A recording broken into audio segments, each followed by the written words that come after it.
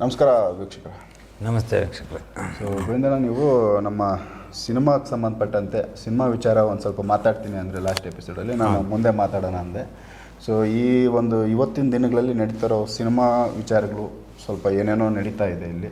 So ನಿಮ್ಮ ಒಂದು ವಿಚಾರಕ್ಕೆ ಸಂಬಂಧಪಟ್ಟಂತೆ ನಿಮ್ಮ ಒಂದು ದೃಷ್ಟಿ, ಸಿನಿಮಾ ವಿಚಾರ ಏನು ಹೇಳಕ್ಕೆ ಬಯಸ್ತೀರಾ, ಏನು ನೀವು ಹೇಳಬೇಕು ಅಂತ ಇದ್ದೀರಾ? ಅಣ್ಣ, ಇದರಲ್ಲಿ ಹಿಂದೆ ಅಷ್ಟಲಕ್ಷ್ಮಿ ಮತ್ತು ಮಹಾಲಕ್ಷ್ಮಿ ಸ್ವರೂಪಿಣಿ ಆದ ಅಟ್ಟಿಲಕ್ಕಮ್ಮ, ಈ ತಾಯಿನ ಫಿಲಮ್ ಇಂಡಸ್ಟ್ರಿಯಲ್ಲಿ ಜಲಗಿರಮ್ಮನ ಫಿಲಮ್ ಇಂಡಸ್ಟ್ರಿಯಲ್ಲೇ ತಾಂಡಿತ್ತು. ಸಾಯಿ ಕುಮಾರು ಮತ್ತು ಟೆನಿಸ್ ಕೃಷ್ಣ, ಮಂಡ್ಯ ರಮೇಶು ಮತ್ತು ಪ್ರೇಮ್ ಅವರು ಮತ್ತು ನಮ್ಮ ರಾಕ್ಲನ್ ವೆಂಕಟೇಶ್ವರ ಇವರೆಲ್ಲನೇನೈತೆ ಫಿಲಮ್ ಇಂಡಸ್ಟ್ರಿಯಲ್ಲಿ ಅಟ್ಟಿಲಕ್ಕಮ್ಮನ ಮರ್ತು ಬಿಟ್ಟಾರೆ. ಈಗ ಮೊದಲು ಅವರು ಆರಾಧನೆ ಫಿಲಮೇ ಬಂದೈತಿ, ಅವ್ರ ಬಗ್ಗೆ ಸಿನಿಮಾ ಇದು ನಾಗದೇವತೆ ಫಿಲಮ್ ತಾಳಿ ಊರ ಕಾಯ ಮುತ್ತೈದೆ ಅಂತ ಬಿಟ್ಟು ಒಂದು ಸಾಂಗ್ ಬರುತ್ತೆ. ಅದ್ರಾಗ ಆಮೇಲೆ ಅಟ್ಟಿಲಕ್ಕಮ್ಮ ಬಂದೈತೆ, ಮತ್ತು ಗ್ರಾಮ ದೇವತೆ ತಾಳಿ ಅದರಲ್ಲಿ ಅಟ್ಟಿಲಕ್ಕಮ್ಮ ಸಾಂಗ್ ಜಲಗಿರಮ್ಮಂದು ಬಂದೈತೆ. ಇದರಲ್ಲಿ ಅವತ್ತಿಂದ ಅಟ್ಟಿಲಕ್ಕಮ್ಮನ ಟೈಗರ್ ಪ್ರಭಾಕರ್ ಅಂತಲ್ಲ, ಅವರು ಕೂಡ ಅಟ್ಟಿಲಕ್ಕಮ್ಮನ ಅದರಲ್ಲಿ ಏನೈತೆ ನೋಡಿ. ಅಟ್ಟಿಲಕ್ಕಮ್ಮನ ಇವತ್ತು ಅಟ್ಟಿಲಕ್ಕಮ್ಮ ಅಂದರೆ ಅದು ಏನು ಇದಲ್ಲ, ಅವಳು ಸಾಕ್ಷಾತ್ ಮಹಾಲಕ್ಷ್ಮಿ. ಅವಳು ಏನೈತೆ ಒಂದು ವರದಾನ. ಅವಳು ಎಲ್ಲದಕ್ಕೂ ನಮ್ಗೆ ಅವರೇ ಬೇಕು, ಲಕ್ಷ್ಮಿ. ಇವತ್ತು ಅವರೇ ಇಲ್ಲ ಅಂದಾಗ ಇವರೆಲ್ಲೆಲ್ಲ ಹೋಗಿ ನಾವೇನೈತೆ ನಾವು ಎಲ್ಲಿ ಯಾವುದನ್ನು ಕಳ್ಕೊಂಡಿದ್ದೀವಿ ಅದನ್ನು ನಾವು ತಿರುಗಿ ನೋಡ್ಕೊಬೇಕು. ಇದನ್ನು ಒಂದಾಯಿತು. ಇದನ್ನು ನಮ್ಮ ಇಂಡಸ್ಟ್ರಿಯಲ್ಲಿ ಏನು ಖುಷಿತೈತೆ ಅಂದರೆ, ನಾವು ಏನು ಕಾರ್ಯ ಮಾಡ್ತಾಯಿದ್ದೀವಿ ಅದನ್ನು ನಾವು ಗುರುತಿಸ್ಕೊಂಡಾಗ ನಮ್ಮ ಇಂಡಸ್ಟ್ರಿಯಲ್ಲಿ ತಿರ್ಗಾ ನಮ್ಮನ್ನು ಎಲ್ಲ ಪ್ರಪಂಚನ ಎಲ್ಲ ಭಾಷೆ ಒಳಗೂ ನೋಡೋ ಮಟ್ಟಕ್ಕಾಗುತ್ತೆ. ಚಿತ್ರೀಕರಣಗಳು ಬೆಳೀತೈತಿ, ಯಾವತ್ತೂ ಕುಗ್ಗಲ್ಲಣ್ಣ. ನಮಗೆ ದೇವ್ರಿಗೊಂದು ಸಪೋರ್ಟ್ ಸಿಕ್ತಾಗ ನಮಗೆ ಶಕ್ತಿ ಜಾಸ್ತಿ ಆದಾಗ ಎಂಥ ಶತ್ರುಗಳನ್ನ ನಾವು ಸಂಹರಿಸ್ಬೋದು. ನಮ್ಮಲ್ಲಿ ಏನೈತೆ ಈಗಲಾಗಲೇ ಸಾಯಂಗಿದ್ದಾಗ ಏನಂತ ನಾವು ಯಾರನ್ನ ಹೊಡೆಯೋಕ್ಕಾಗುತ್ತೆ? ಹೊಡೆಯೋಕ್ಕಾಗಲ್ಲ ಅಲ್ಲಿ. ಅದೇನೇನಾಗುತ್ತೆ, ನಮ್ಮನ್ನೇ ಅವ್ರು ಹೊಡೆದ್ಬಿಟ್ಟು ಎಲ್ಲರ ತನ್ನ ನಾಯಿಗೆ ತಗೊಬಿಡ್ತಾರೆ. ಹಂಗಾಗುತ್ತೆ. ಇದು ಏನಾಗುತ್ತೆ, ನಾವು ಯಾವತ್ತು ನಾವೇನು ಮೇಂಟೈನ್ ಇಟ್ಕೊಂಡಿರ್ತೀವೋ, ನಾವೇನು ನಮ್ಮ ಗುರಿ ಇರ್ತೈತೆ, ನಮ್ಮನ್ನು ಯಾರು ಕೈ ಹಿಡಿದು ಬೆಳೆಸಿ ನಮ್ಮನ್ನು ಎತ್ತಿಸಿರ್ತಾರೋ ಅದನ್ನು ನಾವು ಯಾವತ್ತೂ ಗುರುತಿಸ್ತಾ ಇರ್ಬೇಕು. ಇವತ್ತು ನಿನ್ನ ಹತ್ರ ಸಹಾಯ ಪಡ್ಕೊಂಡು ಇವತ್ತು ನನ್ನನ್ನು ಗುರುತಿಸಿ ನಾನು ಏನೈತೆ ಒಂದು ದಾರಿ ತಾಮಂದ್ರಿ ಅಂದಾಗ ನಾನು ನಿಮ್ಮನ್ನು ಗುರುತಿಸಲೇಬೇಕು. ಬಿಡು ಅವಯಿಂದ ಏನು ಲೆಕ್ಕ ಅಂತ ಅಂದಾಗ ಅಲ್ಲಿ ನನಗೆ ದುರಹಂಕಾರ ಅನ್ನೋದಾಯ್ತು. ನೋಡು, ನಾನು ಹತ್ತಿದ್ದು ಅನ್ನ ತಿಂದಿದ್ದು ಅದನ್ನು ಜಾಗನೇ ಬಿಟ್ಟ ಅನ್ನೋದಾಯ್ತು. ಅಲ್ಲಿ ಅದು ತಪ್ಪನ್ನು ನಾವೇ ಮಾಡ್ಕೊಂಡೋದು ಅದು ಬಾರ್ದು. ಅದನ್ನು ಏನು ದೈವ ಅಂದರೆ ನಾವು ಬೆಳೆದಿದ್ದೀವಿ, ದೈವದಿಂದಲೇ ಅದನ್ನು ಮುನ್ನುಗ್ಬೇಕು. ಅದನ್ನು ನನ್ನ ಒಂದು ಮನಸ್ಸಿನ ಆಸೆ ಅಷ್ಟೇನ. ಅವ್ರು ತಪ್ಪು ಮಾಡಿದ್ದಾರೆ ಅಂತಾರಲ್ಲ, ನಾನು ಸರಿ ಮಾಡಿದ್ದಾರೆ ಅಂತಲ್ಲ, ನನ್ನ ಮನಸ್ಸಿಗೆ ತೋರಿಸಿದ್ದು ನಾನು ಹೇಳ್ತಾ ಇದ್ದೀನಿ. ಯಾಕೆಂದರೆ ಅವತ್ತು ಒಂದು ತಾಯಿ ಸ್ಮರಣೆ, ನಾಮಸ್ಮರಣೆ ನಡೀತಾಯಿತ್ತು. ಅಲ್ಲಿ ಒಂದು ಆ ಜಾಗದೊಳಗೆ ಏನು ಆಗಬೇಕು, ಪ್ರತಿ ಒಂದು ಹೋಮ ಅನ್ನತಕ್ಕದ್ದು ಒಂದು ವರ್ಷದೊಳಗೆ ಒಂದು ಆಚರಣೆ ಆಗ್ತಾ ಇರಬೇಕು. ಒಂದು ಹೋಮನ ಆಗಲಿ, ಒಂದು ಸಣ್ಣದಾಗ ಒಂದು ದೃಷ್ಟಿ ಪೂಜೆ ಅನ್ನತಕ್ಕದಲ್ಲಿ ಏನಾದರೂ ಆ ಶಾಂತಿಯುತವಾಗಿ ಒಂದು ದೇವಾಲಯ ಥರ ಒಂದು ಸುವಾಸನೆ ಬರೆದಾಗ ನಮ್ಮ ಇಂಡಸ್ಟ್ರಿ ಯಾವತ್ತೂ ಕುಗ್ಗಲ್ಲ. ಯಾಕೆಂದರೆ ನಾವು ದೇವ್ರ ಮಕ್ಕಳು, ನಾವು ದೇವ್ರ ಮಳಿಲಲ್ಲಿ ಬೆಳೀತಾ ಇರೋದು. ನಾವು ಪ್ರಕೃತಿನೇ ನಮಗೆ ಇವತ್ತು ನೋಡಿರಿ, ಯಾವುದೇ ಒಂದು ನಮಗೆ ಪ್ರಾಣ ಅಪಾಯ ಇಲ್ಲ. ಯಾವ ರೀತಿ ಅಂದರೆ ನಮಗೆ ಜಲಪ್ರಳಯದಿಂದ ರಕ್ಷಣೆ ಆಗ್ತಾಯಿದೆ, ಭೂಕಂಪದಿಂದ ರಕ್ಷಣೆ ಆಗ್ತಾಯಿದೆ. ನಮ್ಮ ಬೆಂಗಳೂರಾಗ ಎಷ್ಟೆಷ್ಟು ಅಪಾರ್ಟ್ಮೆಂಟ್ ಕಟ್ಟಿದ್ದೀರ, ಎಷ್ಟೆಷ್ಟು ತೂಕ ಕಟ್ಟಿದ್ದೀರ. ಯಾವುದೇ ನಕ್ಸಲೈಟ್ಗಳಿಂದಲೇ ಇಲ್ಲ ನಮಗೆ, ಯಾವುದೇ ಯುದ್ಧಗಳು, ಯಾವುದು ನಮಗೆ ಇವಷ್ಟು ನಿಮ್ಮದಾಗ ಊಟ ಮಾಡಿ ನೈಟ್ 10 ಮನೆಗೆ ಅಂತೀರ, 12 ಗಂಟೆ ರಾತ್ರಿ ತಗೊಂಡು ತಿರುಗ್ತೀರ ಪಾರ್ಕಿಂಗ್ ಮಾಡ್ಕೊಂಡು. ಏನು ಮಾಡ್ತಿದ್ದೀರಾ? ಇವತ್ತು ಯಾವ ಥರ ನಿಮ್ಗೇನೋ ಭಯ ಆಯ್ತಾ? ಎಷ್ಟೋ ಜನದೊಳಗೆ ಯುದ್ಧ ನಡೀತಾಯಿದೆ. ರಾತ್ರಿ ಹೋದನ್ನು ಬೆಳಗ್ಗೆ ಮನೆಗೆ ಬರೋಲ್ಲ. ಎಷ್ಟೋ ಜನಗಳಾಗ ನೀರು ಗುಡ್ಡಗಳು ಕುಸ್ತು ಹೋಗ್ತಾವೆ. ಯಾಕೆ? ಅದು ಯಾಕೆ ನಮಗೆಲ್ಲ ತಲೆ ಹೋಗ್ತದೆ, ನಮ್ಮ ನಾಡಾಗ ಯಾಕೆ ಆಗಲ್ಲ? ಅದನ್ನು ನಾವು ಅರ್ಥ ಮಾಡ್ಕೊಂಡು ನಮ್ಮ ಜೀವನ, ನಮ್ಮನ್ನೇನೋ ಒಂದು ದೈವಶಕ್ತಿ, ನಮ್ಮ ಆರಾಧನೆ ಎಷ್ಟು ಏನೈತೆ ಪ್ರಸಿದ್ಧವಾಗಿ ನಾವೆಲ್ಲಿ ಪೂಜ್ತೀವಿ, ಆ ಸ್ಥಾನಮಾನ ಅವತ್ತು ಯಾವತ್ತೂ ಕುಂದು ಕೊಡ್ತಿರಲ್ಲ. ಅದಕ್ಕೆ ನಾವು ಆ ಸ್ಥಾನನ ಏನೈತೆ ನಾನು ಗುರುತಿಸಿ ಅದನ್ನು ನನ್ನ ಮನಸ್ಸಿಗೆ ತೋರಿಸಿದ್ದು ಇವ್ರು ಅನ್ನೋದು ಮುಂದಕ್ಕೆ ಅದನ್ನು ಒಂದು ದೇವಾಲಯ ಮಾಡ್ಕೊಂಡ್ರೆ ಆ ಫಿಲಮ್ ಇಂಡಸ್ಟ್ರಿ ಬೆಳ್ಕಾಣುತ್ತೆ, ಒಂದು ಯಶಸ್ವಿನ ಕೀರ್ತಿ ಸಿಗುತ್ತೆ ಅನ್ನೋದು ಒಂದು ಆಸೆ. ತಾಯಿಯನ್ನು ಆರಾಧನೆ ಮಾಡಿದಷ್ಟು ಇಲ್ಲಿ ಇಂಡಸ್ಟ್ರಿನೂ ಬೆಳೀತದೆ. ಮಹಾಲಕ್ಷ್ಮಿ ಅಣ್ಣ ಒಂದು ದೈವ, ಅವರು ದೈವ ಅನ್ನತಕ್ಕದ್ದು ಆರಾಧನೆ ಆಗ್ಬೇಕು. ಅಲ್ಲಿ ದೈವ ಪೂಜೆ ಅನ್ನತಕ್ಕದ್ದು ಒಂದು ಹೋಮ ಆಗ್ಬೋದು. 6 ತಿಂಗಳಿಗೆ 3 ತಿಂಗಳಿಗೆ ಒಂದೊಂದು ಹೋಮ. ಒಂದು ಫಿಲಮ್ ಏನು ಅಲ್ಲಿ ಇದಾದಾಗ ಕ್ಲಿಕ್ ಯಾವ್ದಾರು ಒಂದು ಫೇಲ್ ಆಗ್ತಾಯಿದೆ ಅನ್ನುವಾಗ ಯಾವ್ದಾರು ಒಂದು ಇದಾದಾಗ ಅಲ್ಲಿಗೊಂದಿಷ್ಟು ಹೋಮ ಮಾಡಿದಾಗ ನಾವೇನೋ ಎಡುತ್ತಾ ಇದ್ದೀವಿ ಅಂದಾಗ ಯಾವುದೋ ಒಂದು ಶಕ್ತಿ. ಈಗ ನಮ್ಮಲ್ಲಿ ಏನಾಯ್ತಾನೆ, ಮನುಷ್ಯ ವೈರಿ, ಅಲ್ಲಿ ಒಂದು ದೇಶದಿಂದ ಇನ್ನೊಬ್ಬರು ದೇಶಕ್ಕೆ ವೈರಿ. ಅವರು ಅವನಿಗೆ ಸ್ವಾತಂತ್ರ್ಯ ನಾವ್ಯಾಕೆ ಬಾಳ್ಬೇಕು? ನಮ್ಮ ಇಷ್ಟದಂತೆ ನಾವು ಬಾಳ್ತೀವಿ. ನಮ್ಮನ್ನು ಅವ್ರು ಆಳೋಕ್ಕೆ ನಾವ್ಯಾಕೆ ಅವಕಾಶ ಕೊಡ್ಬೇಕಣ್ಣ? ಹಂಗೆ ಈಗ ಇನ್ನೊಬ್ಬ ಫಿಲಮ್ ಇಂಡಸ್ಟ್ರಿ ಏನು ಮಾಡ್ತಾನೆ, ಇದು ಬೆಳೀತಾ ಇದ್ದರೆ ಅಲ್ಲಿಗೊಂದು ಕಣ್ಣು ಬಿತ್ತೈತಿ. ಬೇರೆ ಇಂಡಸ್ಟ್ರಿ. ಹಾಂ, ಈಗ ನೀನೇನಾಗುತ್ತೆ ಅಂದರೆ ನೀವು ಬೆಳೀತಾ ಇದ್ದೆ ಅಂದರೆ ಅಲ್ಲಿ ನನಗೆ ಸಹಿಸೋಕ್ಕಾಗಲ್ಲ. ಇವನ್ನೆಲ್ಲ ಇಷ್ಟೊಂದು ಮಾಡೋಣ ತಡೆ ಇವನು ಪರೀಕ್ಷೆ ಮಾಡೋಣ ಅಂತ ನಾಳೆಗೆ ನನಗೆ ಬರ್ತವೆ. ಸೊ ಆ ಥರ. ಹಾಂ, ನಿನಗೇನೋ ಗೊತ್ತು, ನೀನೇನೋ ಎಲ್ಲ ತಿಳಿದ್ಬಿಟ್ಟಿದ್ಯಾ ಅನ್ನೋ ಲೆಕ್ಕಾಚಾರಕ್ಕೂ ಆಗ್ತವೆ ಇವು. ಆ ಥರ ಅಲ್ಲ. ಏನೈತೆ ನಮ್ದು ಏನೈತೆ ಒಂದು ಒಂದು ಸಮಾಜಕ್ಕೆ, ಒಂದು ಪ್ರಪಂಚ, ಒಂದು ಬೆಳವಣಿಗೆಗೆ ಅಷ್ಟೇ ನನ್ನ ಆಸೆ. ಅದನ್ನು ಬದಲಾಯಿಸ್ಕೊಂಡ್ರೆ ನಾವು ಸಂತೋಷ. ನಾವು ಎಲೆ ಮರಕ್ಕೆ ಅವತ್ತು ಕಿಚ್ಚ ಫಿಲಮು, ಹುಚ್ಚ ಫಿಲಮಲ್ಲಿ 12 ಗಂಟೆ ರಾತ್ರಿ ಸ್ಟಾರ್ಟಿಂಗ್ ಫಸ್ಟ್ ಫಿಲಮ್ ಸ್ಪರ್ಶ ಅವ್ರದ್ದು. 12 ಗಂಟೆ ನೈಟಲ್ಲಿ ಏನೈತೆ ಒಂದು ಕೆಲಸ ಮಾಡ್ಕೊಂಡು ನಾವು ಏನೈತೆ ಫಿಲಮ್ ನಾವು ವೀಕ್ಷಣೆ ಮಾಡಿದ್ದೆವು. ಅದರಲ್ಲಿ ಏನೈತೆ ಫಿಲಮ್ ಒಂದಿಷ್ಟು ಇದಾದಾಗ ನಾವು ಅವತ್ತು ಎಷ್ಟು ಸಂಕಲ್ಪನೆ ಮಾಡಿದ್ದೀವಿ ಗೊತ್ತಾ? ಇವ್ರು ಮುಂದೆ ಬರಲಿ, ಸುದೀಪ್ ಅವ್ರು ಮುಂದೆ ಬರಬೇಕು, ಇವರು ಎಲ್ಲದಕ್ಕೂ 10 ಜನಕ್ಕೆ ಅನ್ನ ಹಾಕೋ ಶಕ್ತಿ ಒಂದು ಎಲ್ಲಾದರೂ ಇಂಪ್ರೂವ್ ಆಗಬೇಕು ಅನ್ನೋ ಲೆಕ್ಕಾಚಾರ ನಾವು ಅವತ್ತು ಮನದಾಳ ಆಸೆ ಇಟ್ಕೊಂಡಿರ್ತೀವಿ. ಒಬ್ಬೊಬ್ಬ ಅಭಿಮಾನಿನೂ ಒಂದೊಂದು ಸಂಕಲ್ಪನೆ ಮಾಡ್ತಾನೆ. ಯಾಕೆಂದ್ರೆ ಅವ್ರ ಯಶಸ್ಸು, ಅವ್ರ ಕೀರ್ತಿ, ಅವ್ರ ಬೆಳವಣಿಗೆನ ಒಂದು ದೇವರಲ್ಲ, ಒಂದು ದೇವ್ರ ರಕ್ಷಣೆ ಮಾಡಿ ಅವ್ರ ಬೆಳವಣಿಗೆ ಅನ್ನತಕ್ಕದ್ದು ನಮ್ಮ ಆಸೆ. ಅವತ್ತು ನಾನು ಸಂಕಲ್ಪನೆ ಮಾಡಿದ್ದೀವಣ್ಣ. ಅವತ್ತು ನಾವು ಅಷ್ಟು, ಇವತ್ತು ನಾವು ಅದನ್ನು ಮಾಡಿದ್ರೆ ನಾವೆಲ್ಲೂ ತೋರಿಸ್ಕೊಳಕ್ಕೆ ಹೋಗಲ್ಲ. ಯಾಕೆಂದರೆ ನಾವು ಅಷ್ಟು ನಾವೇನೈತೆ ಒಂದು ಕಿಚ್ಚ ಸುದೀಪ್ ಅವರು ಅಷ್ಟಿದಾಗೋದು ಅಂತ ನಾವಿದು. ಇವತ್ತು ನಮ್ಮ ಫಿಲಮ್ ಇಂಡಸ್ಟ್ರಿ ಇವತ್ತು ಎಷ್ಟು ಕುಗ್ತಾ ಐತೆ ಅಂದರೆ ತಿನ್ನಕ್ಕೆ ಬಕ್ಕಸೆಗೆ ಅನ್ನ ಐತೆ, ತಿನ್ನೋಕ್ಕಾಗ್ತಾಯಿಲ್ಲ, ಖಾಲಿ ಹಂಗಾಗ್ತಾಯಿದೆ. ಕೆಲವು ಎಷ್ಟೋ ಈ ಗುಬ್ಬಿ ಚನ್ನಬಸವೇಶ್ವರ ಎಷ್ಟೋ ಥಿಯೇಟ್ರ್ಗಳು ಮುಚ್ಕೊಂಡು ಹೋಗ್ತಾಯಿದೆ. ಸುಮಾರು ಥಿಯೇಟ್ರ್ಗಳು ಸಿನಿಮಾ ಇಲ್ಲ ಅಂತ ಸಾವಿರಾರು ಜನ ಅನ್ನ ತಿಂತಾಯಿದ್ರು. ಈಗ ಒಬ್ಬ ರೈತ ಭೂಮಿ ಬೆಳೀತಾ ಇರೋ ಬೆಳೆ ಜಾಗ ಇಲ್ಲ ಅಂತಂದ್ರೆ ಅವ್ನು ಇನ್ನೇನು ಬೆಳೀತಾನೆ? ಒಂದು ಸಿನಿಮಾ ಸೃಷ್ಟಿ ಆಗಿ ಅದು ರಿಲೀಸ್ ಆಗಿ ಈಚೆ ಬರೋವರೆಗೂ ಎಷ್ಟೋ ಕುಟುಂಬ ಊಟ ಮಾಡ್ತಾರಣ್ಣ.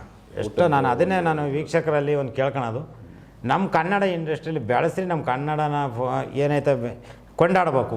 ಬೇರೆಯವ್ರನ್ನ ನಾವು ಕೊಂಡಾಡಿ ಯಾರನ್ನ ನಾವು ಕೊಂಡಾಡೋದಕ್ಕಿಂತ ನಮ್ಮ ನಾಡು, ನಮ್ಮ ಜನನ ನಾವು ಫಸ್ಟು ನಾವು ಗಮನಿಸಿದಾಗ ನಾವು ಯಾವುದೇ ಒಂದು ಹೀರೋ ಆಗಲಿ, ಯಾರೋ ಹೀರೋಯಿನ್ನೇ ಆಗಲಿ, ನಾವು ಅವ್ರಿಗೆ ಗೌರವ ಕೊಟ್ಟು ನಾವು ಅವ್ರನ್ನ ಬೆಳೆಸ್ತಲೇ ನಮಗೆ ನಾವು ಒಂದು ಸತಿ ನಮ್ಗೆ 2 ಸತಿ ನೋಡೋಕೆ ಒಂದು ಸತಿ ನೋಡೋಣ. ನಮ್ಮ ಫಿಲಮ್ ಇಂಡಸ್ಟ್ರಿ ನಾವು ಬೆಳೆಸ್ಬೇಕು, ಬಿಟ್ಟರೆ ಬೇರೆಯನ್ನೇ ಅವನು ಬೆಳೆಸೋದು ನಾವು ಕೇಳಬೇಕಾಗಿಲ್ಲ ಅಣ್ಣ. ಈ ಥರ ಸನ್ನಿವೇಶ.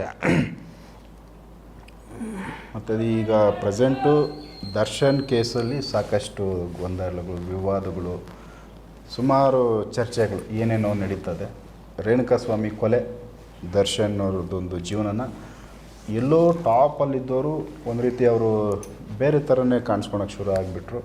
ಅದು ಅವೆರಡು ಏನು ಅಂದರೆ ಒಂದು ಹತ್ಯೆ ಆಯಿತು ರೇಣುಕಾಸ್ವಾಮಿದು ಅನ್ನೋ ವಿಚಾರದಲ್ಲಿ ಅವರ ಹೀರೋಯಿಸಮ್ ಎಷ್ಟಿತ್ತು ಅದಕ್ಕಿಂತ ತುಂಬಾ ಅವ್ರಿಗೆ ಇವತ್ತು ಡ್ಯಾಮೇಜ್ ಆಗ್ತಾಯಿದೆ. ಸ್ವಂತ ಪರ್ಸ್ನಲ್ ಜೀವನನೇ ಅವ್ರದ್ದು ಡ್ಯಾಮೇಜ್ ಆಗ್ತಾಯಿದೆ. ಇದು ಏನಕ್ಕಿದು ಒಂದು ಗೊಂದಲ? ಈ ಥರ ಒಬ್ಬ ಸ್ಟಾರ್ಗೆ ಈ ಥರ ಒಂದು ಜೀವನ ಚೇಂಜ್ ಆಗೋಯಿತು. ಒಂದು ಸಿಂಪಲಾಗಿ ನಾನು ಉತ್ತರ ಕೊಡ್ತೀನಿ. ನನ್ನ ಮನಸ್ಸಿಗೆ ನಮ್ಮ ಭಾರತದಲ್ಲಿ ನಾವೇನೈತೆ ಹೆಣ್ಣಿನ ಕೆಣಕಿ ರಾವಣ ಸತ್ತ. ಬುದ್ಧಿವಂತಿಗಿನ್ನ ಅವನು ಭಕ್ತಿಗಿನ್ನ ಭಕ್ತಿ ಅವನು. ರಾವಣ ಅಷ್ಟು 64 ವಿದ್ಯೆ ಕಲ್ತಿರೋನು ಅಷ್ಟದಿಕ್ಪಾಲಕ ನವಗ್ರಹಗಳನ್ನ ಏನೈತೆ ಮೆಟ್ಲು ಮಾಡ್ಕೊಂಡಿದ್ದ. ಅಷ್ಟು ದೊಡ್ಡ ಒಂದು ಸಾಧಕ ಅವನು. ಏನೈತೆ ಒಂದು ಹೆಣ್ಣಿನ ನಿಂದಿಸಿ ಅವನು ಯಾಕೆ ಹೇಳ, ಒಂದು ಹೆಣ್ಣಿನ ಅಪರಾಧಕ್ಕೆ ಅವನೇನೈತೆ ಒಂದು ಹೆಣ್ಣಿನ ಶಿಕ್ಷೆಗೆ ಅವನು ಗುರಿ ಆದ. ಅವನಿಗೆ ಸಾವು ಅನುಭವಿಸ್ತಾ. ಈ ದುರ್ಯೋಧನ ಅನ್ನತಕ್ಕದ್ದು ಏನೇನೈತೆ ಅವನು ಏನೈತೆ ಒಂದು ಹೆಣ್ಣನ್ನು ನಿಂದಿಸ್ತೆ, ಅವನೇನೈತೆ ಅವನು 101 ಜನನೂ ಸತ್ತರು. ಪಂಚಪಾಂಡವರು ಗೆದ್ದರು. ಏನಕ್ಕೆ? ಅವರು ಅಸೂಯೆ, ಅನ್ಯಾಯಗಳನ್ನ, ಅಧರ್ಮಗಳನ್ನ ತಿಂದ್ಕೊಂಡ್ರು. ಆ ನೋವನ್ನು ತಿಂದ್ಕೊಂಡು ಅದರಲ್ಲಿ ಏನೈತೆ ಶ್ರೀಕೃಷ್ಣ ಪರಮಾತ್ಮ ಸಹಾಯದಿಂದ ಅವ್ರಿಗೆ ಇವತ್ತು ಚೈತನ್ಯ. ಇದರಲ್ಲಿ ಏನಾಗುತ್ತೆ ಅಂದರೆ ಈ ದರ್ಶನ್ ಅವರು ಏನು ಇದರಲ್ಲಿ ಯಾಕೆ ಈ ಥರ ಅಂತ, ಯಾವುದೇ ಒಂದು ಸಾಧಾರಣ ಒಂದು ವ್ಯಕ್ತಿಗೆ ತನ್ನ ಆತ್ಮೀಯ ಆಗಿರ್ಬೋದು, ಅವರು ಇಟ್ಕೊಂಡಾರೋ ಇನ್ನೊಂದು, ನನಗೆ ಅವ್ನು ಹೆಂಡ್ರ ತಾಳಿ ಕಟ್ಟಾರೋ ಇನ್ನೊಂದು ಗೊತ್ತಿಲ್ಲ ನನಗೆ, ಸ್ನೇಹಿತರು. ನಾನು ಒಬ್ಬರ ವ್ಯಕ್ತಿತ್ವದ ಬಗ್ಗೆ ನಾನು ಮಾತಾಡ್ತೀನಿ. ಯಾವುದೇ ಒಂದು ನಮ್ಮ ಭಾರತೀಯ ನಾಗರಿಕರು ಹಿಂದೂ ಸಂಪ್ರದಾಯದೊಳಗೆ ಏನಾಯ್ತಾ ಒಂದು ಹೆಣ್ಣಿನ ವಿಚಾರ ಬಂದಾಗ ಅವ್ರಿಗೆ ಕೋಪ ಅನ್ನೋದು ಅತ್ತೆ ಹತ್ತುತ್ತೆ. ಕೋಪ ಬರುತ್ತೆ. ಆ ಕೋಪದಲ್ಲಿ ಏನಾಯ್ತು ಅದನ್ನು ಇನ್ಸಲ್ಟ್ ನಡೆದೋಗೈತೆ. ಅದರಲ್ಲಿ ಒಂದು ದಾರಿ, ಇದೊಂದು ಭಾಗ ಬಿಟ್ಟುಬಿಡಿ ಇದನ್ನು, ಈ ದಾರಿನ. ಈ ರೇಣುಕಾಸ್ವಾಮಿ ಇವನೊಬ್ಬನಿಗೆ ಏನೈತೆ ಇದನ್ನು ಯಾವ ರೀತಿ ಒಳಗೆ ಇದನ್ನು ಫೇಸ್ ಮಾಡಿ ಇದನ್ನು ಕೆಟ್ಟದ್ದು ಇದನ್ನು ಬಿಡಬೇಕಾದ್ರೆ ಇವನು ಯಾಕೆ ಇದನ್ನು, ಇವನಿಗೆ ಬುದ್ಧಿ ಇರಲಿಲ್ವ, ಜ್ಞಾನ ಇರಲಿಲ್ಲ, ಇವನು ಯಾಕೆ ಬಿಟ್ಟ, ಏನಕ್ಕೆ ಬಿಟ್ಟ, ಇದು ಎಲ್ಲ ಏನು ಕಾಯ್ತು ಇದನ್ನು ಅಂತಂದ್ರಣ ಇವ್ರಿಗೆ ಗೊತ್ತಾಗ ಇವ್ರ ಶರೀರದೊಳಗೆ ಮಾಯೆಗಳು ಆಟ ಆಡುತ್ತೆ. ಇವರಿಗೆ ಇಲ್ಲಿಗೆ ಬುದ್ಧಿ ಕಲಿಸ್ಬೇಕಾಯ್ತು. ದರ್ಶನ್ ಒಂದು ಸ್ವಲ್ಪ ತಪ್ಪುತ್ತಾ ಇದ್ರು. ಇವ್ರಿಗೆ ಗೊತ್ತಾಗ್ದಂಗೆ ಇವ್ರು ಮಾಯೆ ಇಲ್ಲಿ ಆಟ ಆಡಿಬಿಡ್ತು. ಇವರು ಸಾವಿಗೆ ಇಲ್ಲಿ ಕಾರಣ ಆದ್ರೆ ಅಷ್ಟೇ. ಅಂದರೆ ಸಾವಿತ್ತು ಅವ್ರಿಗೆ, ಸಾವಿತ್ತು ಅವ್ರಿಗೆ ಮೋಕ್ಷನ ತಕ್ಕದ್ದು ಇದೇನಾಗುತ್ತೆ ಪ್ರಾಪ್ತಿ ಆಗ್ಬೇಕು. ಈಗ ಅವರು ಏನೈತೆ ಒಂದು ಗುರು ಆರಾಧನೆ ಮಾಡ್ಕೊಂಡಿದ್ರು ನನಗೆ ತೋರಿಸ್ತಾ ಐತಿ.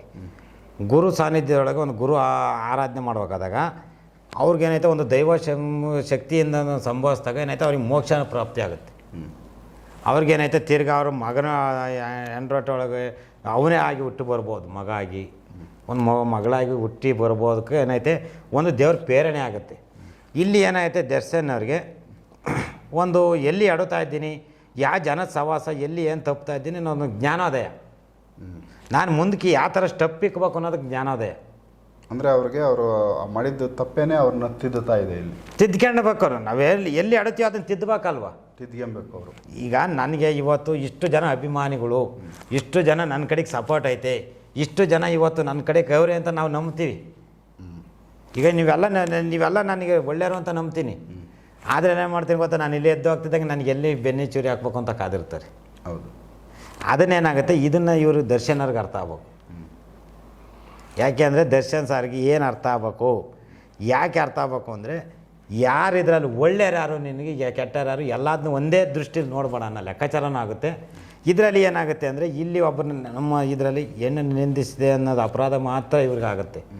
ಇದರಲ್ಲಿ ಒಂದು ಯಾಕೆ ಇದನ್ನು ವಿಕೃತ ಮನಸ್ಸಿಂದನೇ ಇಷ್ಟೊಂದು ಶಿಕ್ಷಿಸಿ ಕೊಲ್ಲಬೇಕು. ಒಬ್ಬ ಅವ್ರನ್ನ ಒಂದು ಕಂಪ್ಲೇಂಟ್ ಕೊಟ್ಟಿದ್ದೆ ಸಾಲ್ವ್ ಆಗೋದು, ಒಂದು ಕೇಸ್ ಹಾಕ್ಯಾರ, ಅದನ್ನು ಅವ್ರಿಗೂ ಗೊತ್ತಿರುತ್ತೆ. ಯಾಕಂದರೆ ಅವರು ಇನ್ನೂ 10 ಜನಕ್ಕೆ ಬುದ್ಧಿ ಹೇಳೋ ಲೆಕ್ಕದಲ್ಲಿದ್ದವರು. ಇವತ್ತೇನು ಮಾಡ್ತೇವೆ ಇದೆಲ್ಲ ಯೋಚನೆ ಅವ್ರಿಗೂ ಗೊತ್ತಿತ್ತು. 500 ಜನ ನೀನು ಶಂಕುಸ್ಥಾಪನೆ ಮಾಡಿ ಓದಿರೋನಿ, ಯಾರೇ ಅವತ್ತಿನ ಸ್ಥಿತಿ ಬದಲಾಯಿಸೋಕ್ಕಾಗೋದೇ ಇಲ್ಲ. ಅಂದರೆ ಆ ಒಂದು ಆಟ ಆಡಿದೆ ಮಾಯೆ ಅಂತ. ಮಾಯೆ ಆಟ ಆಡೈತೆ ಅನ್ನೋದಕ್ಕಿಂತ ಆಟ ಆಡಿರೋದೇ ಮಾಯೆ. ಬಟ್ ಇವ್ರನ್ನ ಬಳಸ್ಕೊಂಡೈತೆ, ಇವ್ರನ್ನೂ ಬಳಸ್ಕೊಂಡೈತೆ ಅಷ್ಟೇ ಅದು. ಯಾಕೆಂದರೆ ಇಲ್ಲಿ ಒಂದು ಸಮಾಜ ಒಂದು ತಿದ್ದು ಪರಿವರ್ತನೆ ಆಗೋಕ್ಕೋಸ್ಕರನ ಇವ್ರಿಗೇನೈತೆ ಒಂದು ಪುನರ್ಜನ್ಮ ಪ್ರಾಪ್ತಿ ಆಗೋಕ್ಕೋಸ್ಕರ ಇವತ್ತು ಇದನ್ನೇ ಕೇಸು ಅನ್ನತಕ್ಕದನ್ನು ಇವರು ಇದೇ ಆಗೇಸ್ಥಾನ ಸಾಧಿಸ್ಕೊಂಡಾಗ ಇವ್ರಿಗೆ ಮೋಕ್ಷ ಸಿಕ್ಕಲ್ಲ ಅಣ್ಣ. ಇವ್ರಿಗೇನೈತೆ, ಇವ್ರಿಗೆ ರೇಣುಕಾ ಸ್ವಾಮಿಗೆ ಇದು ಮೋಕ್ಷ ಅನ್ನತಕ್ಕದ್ದನ್ನೂ ಸಿಕ್ಕಿಲ್ಲ. ಆ ಮೋಕ್ಷ ಸಿಕ್ಬೇಕಾದ್ರೆ ಏನೈತೆ, ಆ ಮೋಕ್ಷ ಪ್ರಧಾನವಾಗಿ ಏನೈತೆ ಶಾಶ್ವತ ಮಾಡಿದ್ದಾರೆ ಅಂತ ಇವ್ರು ತಿಳ್ಕೊಂಡಿದ್ದಾರೆ. ಅವ್ರಿಗಿನ್ನೂ ಮೋಕ್ಷ ಸಿಕ್ಕಿಲ್ಲ, ಇನ್ನೂ ಅರ್ಧ ಆತ್ಮ ಅನ್ನತಕ್ಕದಕ್ಕೆ ಇನ್ನೂ ನಡೆದ ಆಯ್ತು. ಅದು ಏನಾಗುತ್ತೆ, ಅದು ಪುನರ್ಜನ್ಮ ಅನ್ನತಕ್ಕದ್ದು ಮೋಕ್ಷ ಅನ್ನತಕ್ಕದ್ದು ಸಿಕ್ಕಿ ಪಟ್ಟಣಗೆ ಆಟೋಮೆಟಿಕಲ್ ಬಂದು ತಾಯಿ ಗರ್ಭ ಸೇರುತ್ತದು. ಇದನ್ನೇನೈತೆ ಅಂದರೆ ಪುನರ್ಜನ್ಮ ಅಂತ ನಾವು ಕರಿತೀವಿ. ಇದನ್ನೇನೈತೆ ಒಂದು ವರದಾನ ಆಗಿರುತ್ತೆ ಅವನಿಗೆ. ಮನುಷ್ಯ ಸೃಷ್ಟಿ ಆಗ್ಬೇಕಾದ್ರೆ ಇಷ್ಟು ವಯಸ್ಸಲ್ಲಿ ಅವನು ಜನನ ಅನ್ನತಕ್ಕದ್ದು ಮರಣ ಅನ್ನತಕ್ಕದ್ದು ಸಂಭವಿಸಿ ಅವನೇನೈತೆ ತಿರ್ಗಾ ಅವನು ಹೋಗ್ತಾನೆ. ಆತ್ಮ ಅನ್ನತಕ್ಕದ್ದನ್ನೇನೈತೆ ಪ್ರತಿಯೊಂದು ಪ್ರಾಣಿ ಪಕ್ಷಿ ಒಳಗೂ ಆತ್ಮ ಇರುತ್ತೆ. ಯಾವ ಒಂದು ಪ್ರಾಣಿ ಪಕ್ಷಿಗಳಿಗೆ ಕ್ರಿಮಿಕೀಟಗಳಿಗೆ ಒಂದು ಆಹಾರ ಸಲ್ಲಿಸ್ಬೇಕು, ಯಾವ ಟೈಮಿಗೆ ನೀರು ಕೊಡಬೇಕು ಅನ್ನೋದು ದೇವರು ಆ ಪರಮಾತ್ಮ ಸಲಕರಣೆ ಮಾಡ್ತಾನೆ. ಅವನೇನೈತೆ ಇದನ್ನೆಲ್ಲ ಒಂದು ಸಮಾಜ ಅನ್ನತಕ್ಕದ್ದು ಒಂದು ತಿದ್ದುಪಡಿಯೋಕೆ ಒಂದು ದಾರಿ ಆಯ್ತು ಅಷ್ಟೇ ಅಣ್ಣ. ಇದ್ರಾಗ ಎಷ್ಟು ಜನ ನೋಡಿ ಇದನ್ನೇ ದುರ್ಯೋಧನ ಪಾಠ ಮಾಡಿದ್ರು ಅನ್ನತಕ್ಕದಕ್ಕೆ ದರ್ಶನ್ಗೆ ಅದೇ ಥರ ಇದ್ರಿಗೇನೈತೆ ಸೈನ್ಯಗಳೆಲ್ಲ ಹೋದ್ರಿಗೆ ಅಲ್ಲಿ ಎಷ್ಟು ನೋಡಿ ಮಾಯನ್ನ ತಕ್ಕಟ್ಟು ಆಟ ಆಡುತ್ತೆ. ಇದರಲ್ಲಿ ಇವರು ಅಪರಾಧ ಮಾಡಬೇಕು, ಇದನ್ನು ನಾನು ಕೊಲೆಗಾರ ಅನ್ನತಕ್ಕದ್ದು ಪಟ್ಟಿ ಕಟ್ಕೊಬೇಕು ಅನ್ನೋದು ಇವ್ರಿಗಿಲ್ಲ, ಅವ್ರಿಗೆ ಬೇಕಾಗಿರಲಿಲ್ಲ. ಅವ್ರ ಜವಾಬ್ದಾರಿತನವೇ ಬೇರೆ ಅವ್ರದ್ದು. ಅವ್ರದ್ದೇ ಯಾವ್ದು ಬೇಡಪ್ಪ, ಯಾರ ಮಾಡ್ಕೊಂಡು ಅಲ್ಲಿ ಫಿಲಮ್ ಇಂಡಸ್ಟ್ರಿ ನನಗೇನಾಗಬೇಕಾಯ್ತು, ಯಾರ ಬೆಳ್ಕೊಳ್ಳಿ ಅಂತ ಪ್ರೋತ್ಸಾಹ ಕಚ್ಚಾದಾಗ ಅವರಿದ್ರು. ಇವನೇನೋ ಇವನು ಕೆಲಸ ಕಾರ್ಯ ಮಾಡ್ಕೊಂಡು ಇವನಿದ್ದ. ಇವರಿಬ್ಬರು ತಂದು ಮಾಯ ಅನ್ನತಕ್ಕದ್ದು ಎಲ್ಲಿ ಆಟ ಆಡಿ ನಿಲ್ಲಿಸ್ತು ನೋಡ್ರಿ. ಈ ಮಾಯ ಅರ್ಥ ಮಾಡ್ಕೊಂಬೇಕಣ. ಡೈರೆಕ್ಟಾಗಿ ಇವ್ರಿಗೆ ಏನು ಸಂಬಂಧ ಪರ್ಸ್ನಲ್ ಒಬ್ರಿಗೊಬ್ರಿಗೆ ಲಿಂಕ್ ಇಲ್ಲ, ಸಂಬಂಧನೇ ಇಲ್ಲ. ಇವನು ಯಾವ್ದು ಡಿಸ್ಟಿಕ್, ಇವ್ರು ಯಾರು ಗೊತ್ತಿಲ್ಲ. ಇದ್ರಾಗ ಯಾರ್ಯಾರಿಗೆ ಎಲ್ಲಿ ನೋಡಿ ಯಾವ ಥರ ಪಾಠ ಕಳಿಸ್ತು ವಿಧಿ. ಇದನ್ನು ಮಾಯನ ತಕ್ಕದ ಇದರಲ್ಲಿ ಒಂದು ಸ್ಪಷ್ಟ ಒಂದು ಹಾಡುಗಳು ಇದ್ದಾರೆ.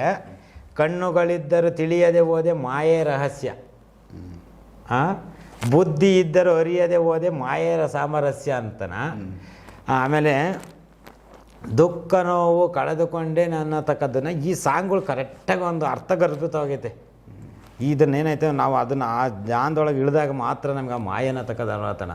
ಇವತ್ತು ಅವನು ಮಾಟ ಮಾಡಿಸ್ಬಿಟ್ಟ, ಅವನು ಗಾಳಿಯವೇ ಅಲ್ಲಿ ಪೀಡೆವೆ ಎಲ್ಲ ಇದು ಭ್ರಮೆ. ನಮಗೆ ಆ ಭ್ರಮೆನ ತಕ್ಕಂದ್ರೆ ನಮ್ಮ ಮಾಯೆ ಒಂದು ದೇವರು ಅನ್ನತಕ್ಕದ್ದು ನಮ್ಮ ಶರೀರದಾಗ ಮಾಯೆ ಅನ್ನತಕ್ಕದಾಗ ನಮ್ಮಲ್ಲಿ ವರ್ತನೆ ಇದಕ್ಕಿದ್ದಂಗೆ ಸಿಟ್ಟು ಕೋಪ ಜಾಸ್ತಿ ಆಗೋದು, ಇದಕ್ಕಿದ್ದಂಗೆ ಅವ್ನಿಗೆ ಏನು ಸಿಗ್ತೈತೆ ಅದ್ರಾಗ ಹೊಡೆದು ಬಿಡೋದು.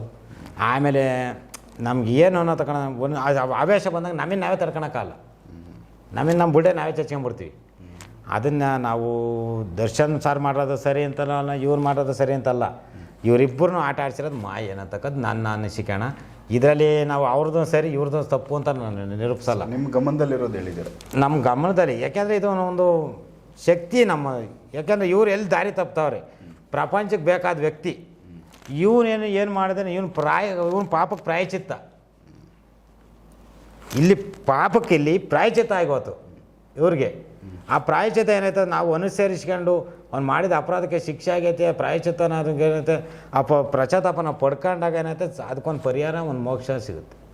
ಇಲ್ಲಿ ಮಾಡಿದ ತಪ್ಪನ್ನ ನಾನು ಇನ್ನು ಮುಂದೆ ಯಾವ ರೀತಿ ಇರಬೇಕು, ನನಗೆ ಯಾವ ರೀತಿ ಜ್ಞಾನೋದಯ ಆಗ್ಬೇಕು, ನಾನು ಯಾವ ರೀತಿ ಪ್ರಪಂಚಕ್ಕೆ ಇರಬೇಕು ಅನ್ನೋದು ಇಲ್ಲಿಗೆ ದಾರಿ ಸಿಗುತ್ತೆ. ಇವೆರಡು ಅರ್ಥ ಮಾಡ್ಕೊಂಬಿಟ್ರೆ ನಮ್ಗೆ ಎಲ್ಲಿ ಜ್ಞಾನ ಅನ್ನತಕ್ಕದ್ದು ನೋಡಿರಿ. ನಾನು ಓದಿರೋದು ಅಜ್ಞಾನಿ ಅಣ್ಣ, ನನಗೆ ವಿಜ್ಞಾನ ಇಲ್ಲ, ನನಗೆ ಅಷ್ಟೊಂದು ಜ್ಞಾನ ಇಲ್ಲ. ನೀವು ಕೇಳಿದ್ಕೆ ಈ ಫಿಲಮ್ ಇಂಡಸ್ಟ್ರಿ ಬಗ್ಗೆ ಇಷ್ಟಕ್ಕೆ ನನಗೆ ಜ್ಞಾನ ಕೊಟ್ಟು ಮಾತಾಡಿದೆ. ಸೊ ಇದು ತಪ್ಪಿದೆ, ಯಾರಾದರೂ ನನಗೆ ಕ್ಷಮಿಸಿ.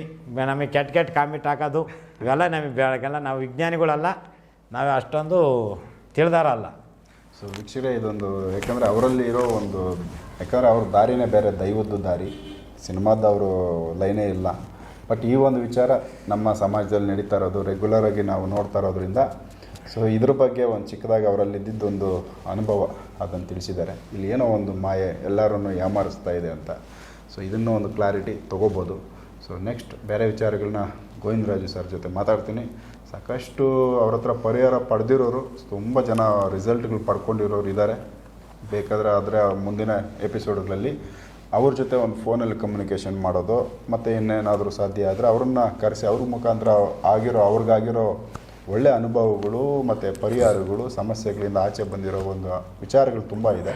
ಸೊ ಸಾಧ್ಯವಾದರೆ ಅವುಗಳನ್ನ ಮುಂದಿನ ವಿಡಿಯೋಗಳಲ್ಲಿ ಮಾಡೋಕ್ಕೆ ಪ್ರಯತ್ನ ಪಡ್ತೀನಿ. ಸೊ ಎಪಿಸೋಡ್ ನೋಡ್ತಾ ಹೋಗಿ. ನಮಸ್ಕಾರ ವೀಕ್ಷಕರೇ. ನಮಸ್ತೆ ವೀಕ್ಷಕರೇ.